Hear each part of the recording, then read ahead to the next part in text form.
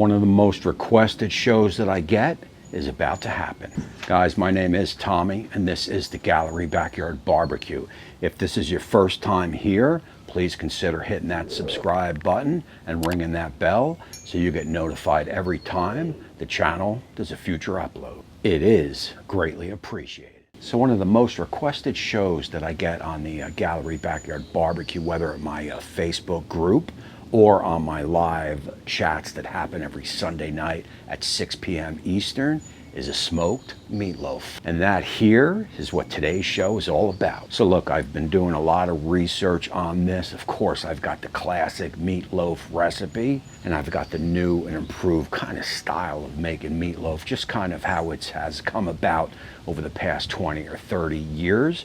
And on today, I'm going to combine them both. So look, out is the green and red peppers, and in is the bacon. I do promise, however, this will be barbecuey and smoky. Oh, yeah. So listen, stay tuned as we start the show. Oh, yeah. Don't forget Sunday night, 7/11, we will be giving away some gallery swag and winding down the weekend with a little BBQ talk. Today's cook's gonna feature some pecan wood and also some jealous devil lump. And I got a full ingredient list down in the description. Oh, man.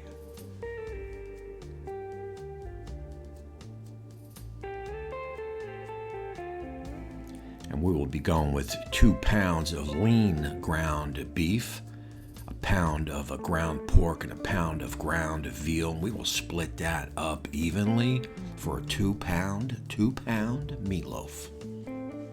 Oh, it's got to be 2 pounds. Oh, yeah.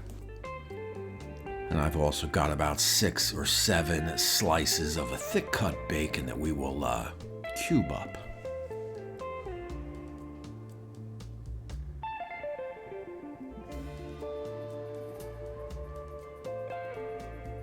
As I had said in the opening, I got rid of the green and red peppers that go inside the meatloaf. I'm just not feeling that. But what I'm going to do that I haven't really seen done is I'm going to get a little bacon fat in the meatloaf along with some bacon. Oh man, that's like real bacon bits. That's a good idea. Oh yeah, it is. Oh yeah. Guys, let me just point out I have teamed up with Meatloaf. They make some pretty cool cookware, pots and pans and so forth, and they will be sponsoring a giveaway for you guys soon, so definitely stay tuned for that. That's good stuff. So look, while we're rendering down the bacon slow, we want a fine chopped onion. We're going to go with 1 onion. That'll be half an onion each for the loaves.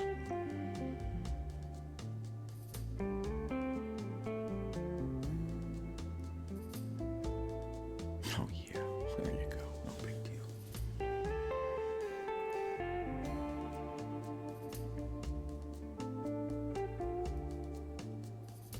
And again, don't forget I have a full ingredient list down in the description. So look, for this recipe, you want to use 93/7, not 80/20. We are going to introduce some fat into the meatloaf with the bacon fat and a little beef tallow.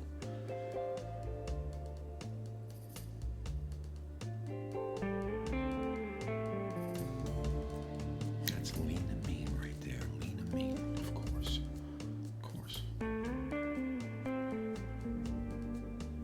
Oh man, get in there. Oh. And of course, we got a pound of pork and a pound of veal. Oh yeah. There you go.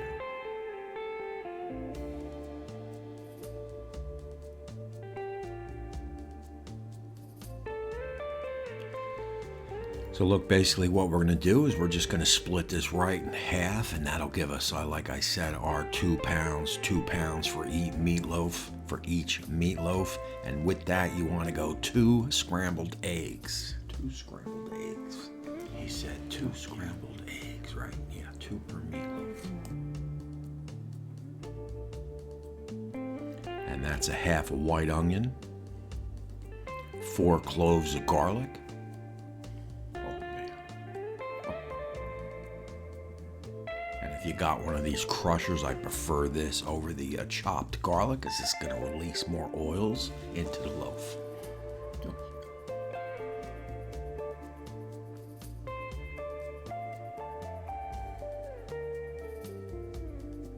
And just like that right there. That's good stuff.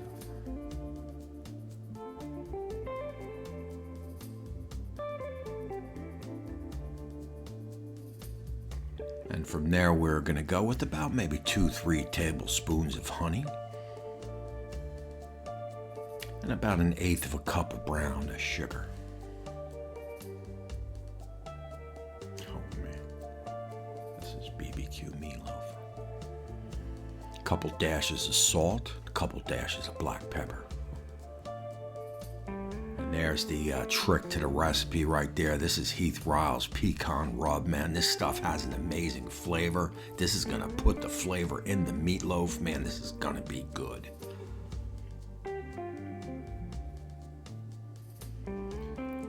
And in goes, some bacon fat, maybe a couple tablespoons, and also some cubed up cooked bacon.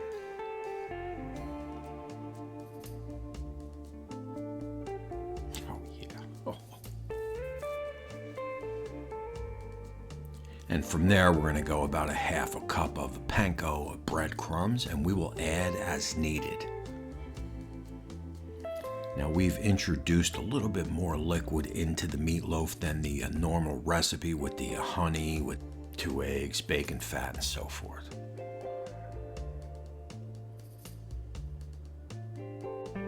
And from there, what you want to do is combine it and see if it feels too moist to you. Add some more breadcrumbs, right? This feels a little bit moist, so we're going to add about probably a little less than 1/4, maybe 1/8 cup of breadcrumbs, because we want that nice consistency. We want it to hold together, but we don't want it too mushy. And look, from there, get it on a board and get that classic meatloaf shape going. Now, you don't want to use meatloaf pans because you want to get smoke underneath and all around the meatloaf, and you want to build that crust. With the pans, you lose the sides and bottom.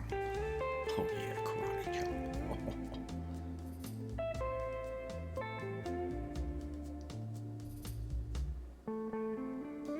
Oh man, oh, they're holding together good. Oh yeah.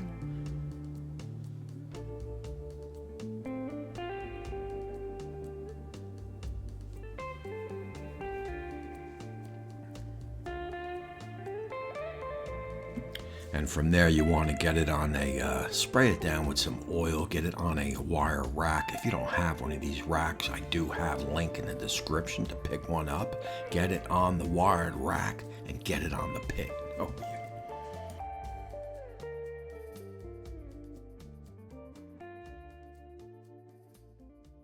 All right, guys, look, so all the meatloaf is all prepped up, but we got one more course of action to do, as came up on my Sunday Night Live talk show. I'll have information down below on that. Basically, it's a weekend wind down barbecue chat / giveaway. Well, I think it was either me or someone in the chat suggested to make 2 meatloaves, 1 regular, and 1 injected with some Wagyu beef tallow. So hey man, that is exactly what we're gonna do here today. So look, while I don't think I was clear enough at the end of the cook, the beef tallow really didn't make a difference, and I think the reason being because it gets an oily, liquidy substance, and it kind of probably just leaked right through the meatloaf as it was cooking and right out the bottom. You really couldn't taste it like you could on that brisket that I did, and I'll leave a link up on top for that brisket cook. It really made a difference on that cook. Here on the meatloaf, not much.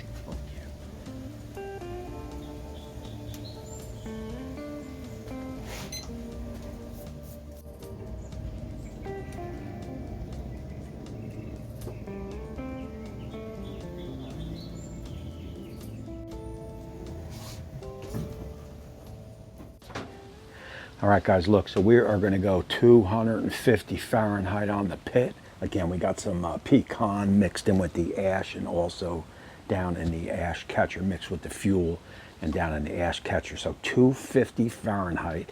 We are going to bring this up to about 140 Fahrenheit internal on the meatloaves.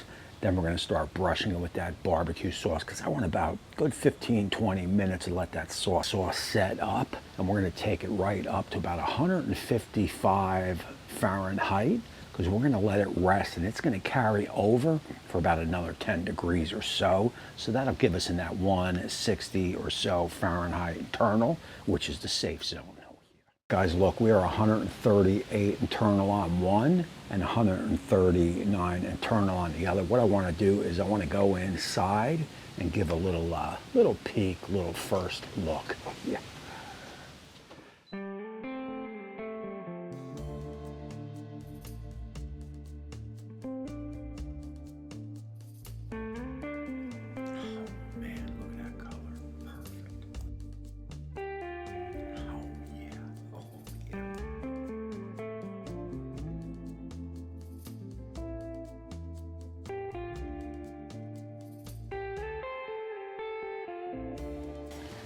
All right, guys, look, we got a nice color on this. I'm very happy with that. We are 139 internal.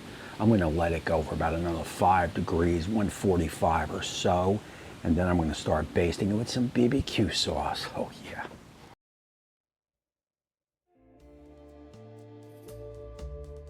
So look, in preparation for applying the BBQ sauce, I did turn the pit up to about 275 or so, and I am going with a couple tablespoons of honey. And look, this Blues Hog Raspberry Chipotle is key to the recipe. I have a purchase link in the description, or just use your favorite BBQ sauce.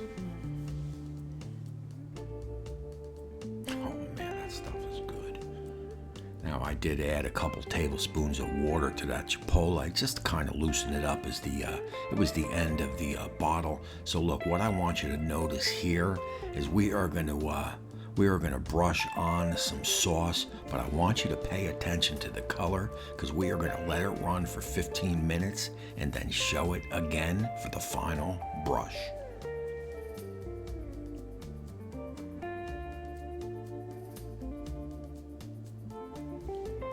So we are still in our first brush there, their first mop there. You look at the color there, and now we are going to switch off, close the hood, and go for 15 minutes. And there's a more of a redder of a color, man. Those will look really, really good. We are going to give a final coat, wait about a minute or two, and then get it off the pit and get it on the board. Oh yeah, did he say redder? There you go, man.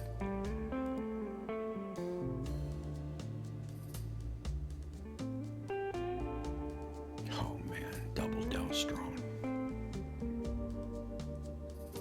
Wow, look at that color, man. That is perfect.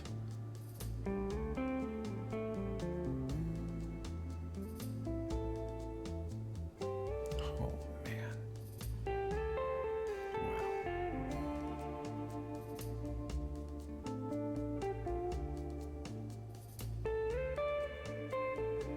And I'll tell you, the wire rack is very important to the recipe also, because it allows to get heat underneath and also smoke all around the meatloaf.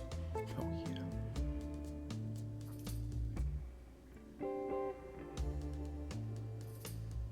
Oh man.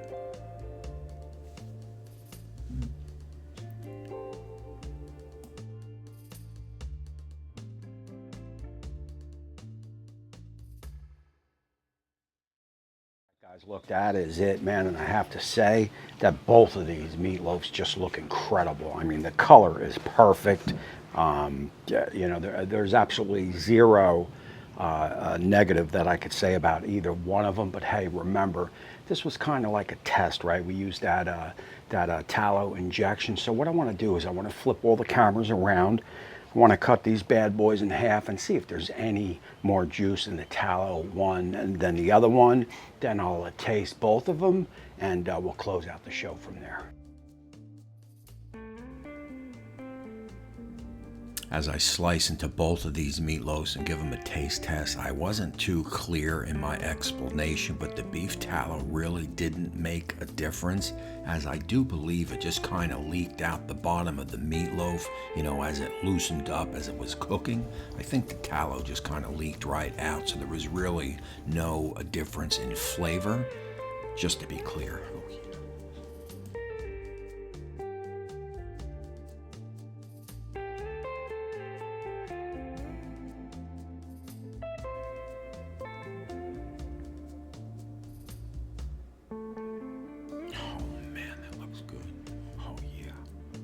Smoke ring, little smoke ring.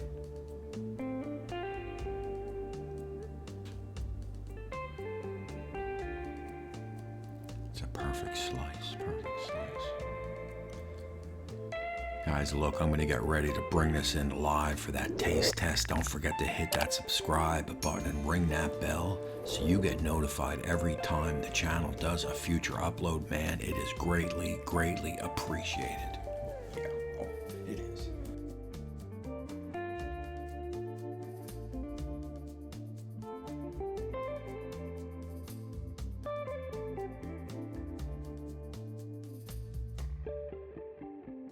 All right, guys, I gotta tell you, man, I like what I see with both of these. We got a little bit of a smoke ring, as you saw, but the cut, man. So the important thing with meatloaf is you messed up if you slice it and it falls apart, right? You want it to glue together, you want it to stay together, and that is exactly what we have here. So that's perfect. I'm gonna go in, I'm gonna do a taste test on both of them and see which one's better, if either one is better.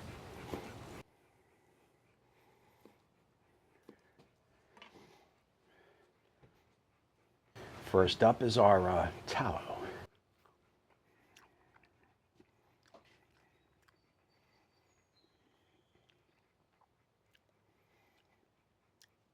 I mean, that's just flat out awesome smoked, because I got a hint of that smoke in there, barbecue meatloaf. Next up is our non-tallow.